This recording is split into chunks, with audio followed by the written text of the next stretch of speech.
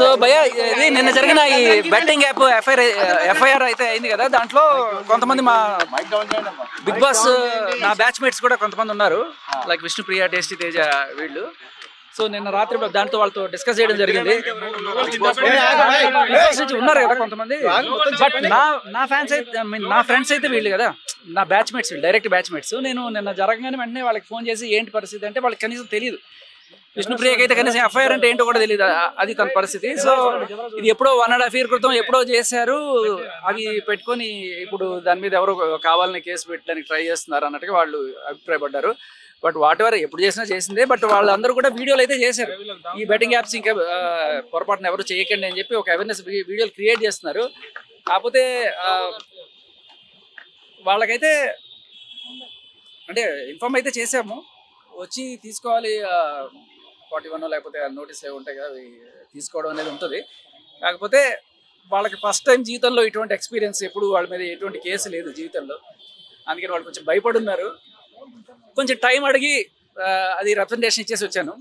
Will take time and వాళ్ళ lawyer తోటి వాళ్ళు అప్రోచ్ అయ్యి వచ్చి చేస్తారు.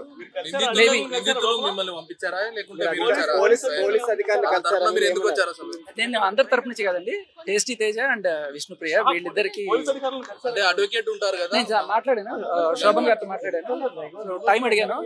ఒక 3 days లోపల ఏదో ఒకటి వచ్చి ఇస్తాం.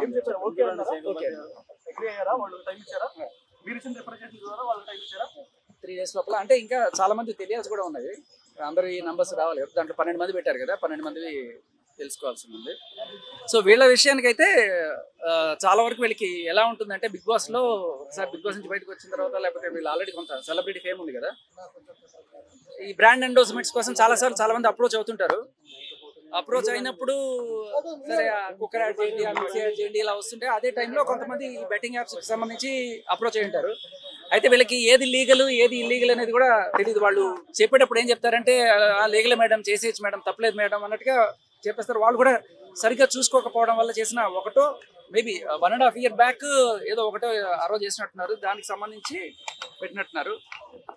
ఐ థింక్ నిన్న మా బిగ్ బాస్ గ్రూప్లోనే పెద్ద డిస్కషన్ జరిగింది. ఆల్ సీజన్స్ కంటెస్టెంట్స్ అన్న ఒక గ్రూప్ ఒకటి ఉంటుంది మాకు, దాంట్లో చాలా క్లియర్ కట్గా అందరూ అనుకుంది ఈసారి నుంచి లీగల్ ఇల్లీగల్ అసలు ఏది అవసరం లేదు, ఇక బెట్టింగ్ యాప్లు అనేది మేము ఖచ్చితంగా చేయకూడదు అని చెప్పి అనానమస్ గా ఒకటి డిసైడ్ అయితే చేసుకున్నారు. ఎవరు కూడా ఇది నుంచి బిగ్ బాస్ ఫ్యామిలీ నుంచి ఎవరు కూడా ఇవైతే చేయరు.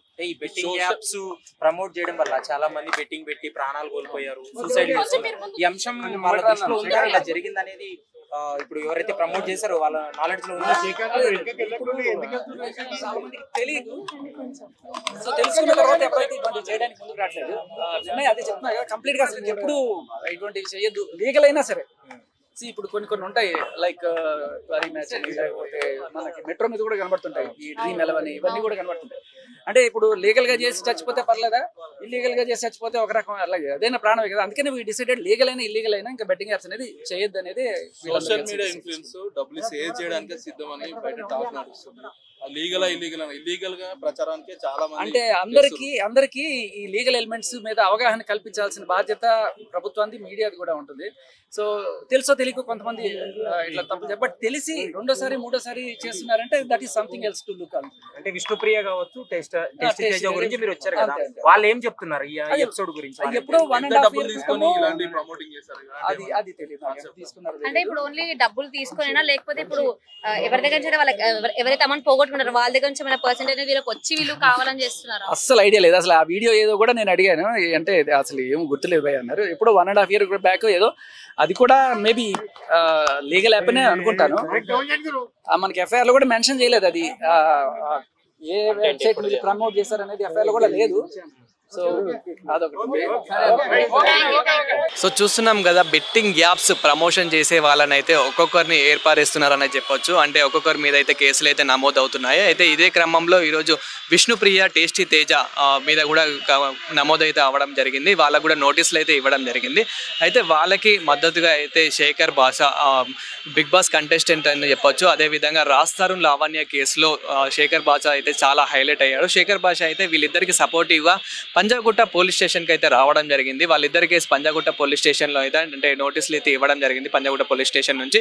సో వాళ్ళిద్దరికి సపోర్టివ్గా అయితే శేఖర్ భాష రావడం జరిగింది. అయితే లోపల వాళ్ళిద్దరికి సపోర్టివ్గా మాట్లాడడం జరిగింది. అంటే వాళ్ళు ఇప్పుడు రాలేకపోతున్నారు, వాళ్ళకు ఇది ఫస్ట్ టైం కదా, వాళ్ళు తప్పు ఒప్పుకుంటున్నారు, వాళ్ళు కొంచెం అంటే అనీజీగా ఉన్నారు, వాళ్ళు కొంచెం భయపడుతున్నారు. సో వాళ్ళకు ఇంకొక 3-4 డేస్ టైం ఇవ్వండి అని చెప్పేసి శేఖర్ భాష గారు అయితే రిక్వెస్ట్ చేయడం జరిగింది. దాని మేరకైతే పోలీసులు అయితే కొంచెం అయితే టైం ఇచ్చారు. బట్ మళ్ళీ ఎప్పటికైనా సరే ఎంక్వైరీకి అయితే రావాల్సిందే, ఒక సర్టన్ టైం అనేది ఉంటుంది, ఆ టైంలో అయితే ఎంక్వైరీ రావాల్సిందే. ఇప్పుడు మళ్ళీ ఇలా పోస్ట్పోన్ మాత్రం అలా చేసుకోవద్దు, తీసుకుంటే మాత్రం సివియర్ యాక్షన్ తీసుకుంటామని అయితే చెప్తున్నారు. సో దీని మీద మెయిన్ సజ్జనార్ ఆర్టీసీ ఎండి సజ్జనార్ గారు, అదేవిధంగా నార్మల్గా ఇంకా ఆర్టీసీ సజ్జనార్ గారితో పాటు ఇప్పుడు ఇంకా కొందరు అయితే కలవడం కూడా జరుగుతుంది. సో అలా సపోర్టివ్ అయితే చేస్తున్నారు. అదేవిధంగా అంటే ఇన్స్టా ఇన్ఫ్లుయెన్సర్స్ అనే కాదు, ఇన్స్టా ఇన్ఫ్లుయెన్సర్స్లో మెయిన్ క్యాండిడేట్స్ అంటే మంచి తిమింగలాలు అనే చెప్పొచ్చు. సో ఆ తిమింగలాలు కాస్త హర్ష సాయి కానివ్వండి, పర్షాన్ బాయ్స్ నుంచి ఇమ్రాన్ బాయ్ కానివ్వండి, సో ఇలా చాలా మంది అయితే ఉన్నారు, ఇమ్రాన్ ఖాన్, ఇలా చాలా మంది అయితే ఉన్నారు. సో ఇదే క్రమంలో ఇప్పుడు అంటే ఓన్లీ ఇన్ఫ్లుయెన్సర్స్ అనే కాదు, ఆ యాక్టర్స్ కూడా, సినీ ఇండస్ట్రీ నుంచి మెయిన్ యాక్టర్స్ ఎవరైతే ఉంటారో వాళ్ళ మీద కూడా కేసు అయితే నమోదైతే అవుతున్నట్లయితే తెలుస్తుంది. వాళ్ళకి కూడా నోటీసులు అయితే జారీ చేస్తున్నారు, వాళ్ళకు కూడా ఎంక్వైరీ అయితే ఉంటుంది.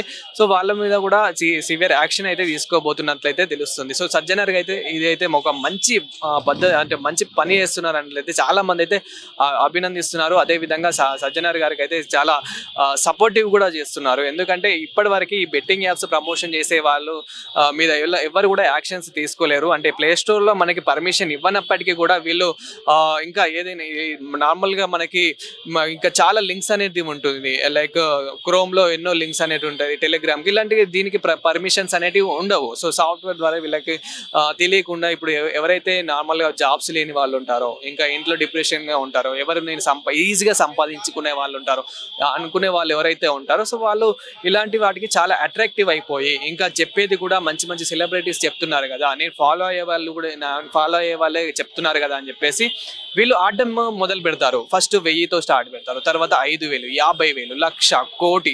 సో ఇట్లా కొన్ని కోట్లు పోగొట్టుకున్న వాళ్ళు కూడా ఉన్నారు, అప్పుల పాలైపోయి ఇంకా ఏం చేయాలో తెలియక సో వాళ్ళు సూసైడ్ చేసుకోవడము, ఇలా అదేవిధంగా అంటే అసలు ఆత్మహత్య అనేది ఇలా చేసుకోవడము, అర్థం చేసుకున్నాడని చెప్పేసి వాళ్ళ భార్య పిల్లలు ఎవరైతే ఉంటారో అంటే వాళ్ళ కుటుంబ సభ్యులు కూడా వాళ్ళు కూడా చేసుకోవడము ఇంత దారి తీస్తుంది. అయినా వీళ్ళ బెట్టింగ్ యాప్స్ మాత్రం ఏమాత్రం ఆపడం లేదు.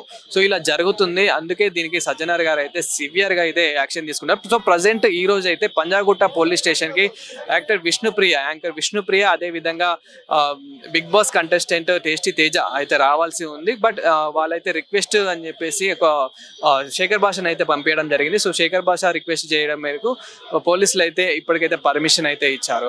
సో బెట్టింగ్ యాప్స్ ఇప్పటికైనా మానుకోండి, ఇప్పటికైనా అసలు బెట్టింగ్ యాప్స్ ప్రమోట్ చేయడం ఇక్కడికైనా బంద్ చేయండి. అదేవిధంగా ఆడేవాళ్ళు కూడా బంద్ చేస్తేనే బాగుంటుందని చెప్పేసి సజ్జనార్ గారితో పాటు మన వైల్డ్ వుల్ఫ్ ఛానల్ కూడా కోరుతుంది. Thank you.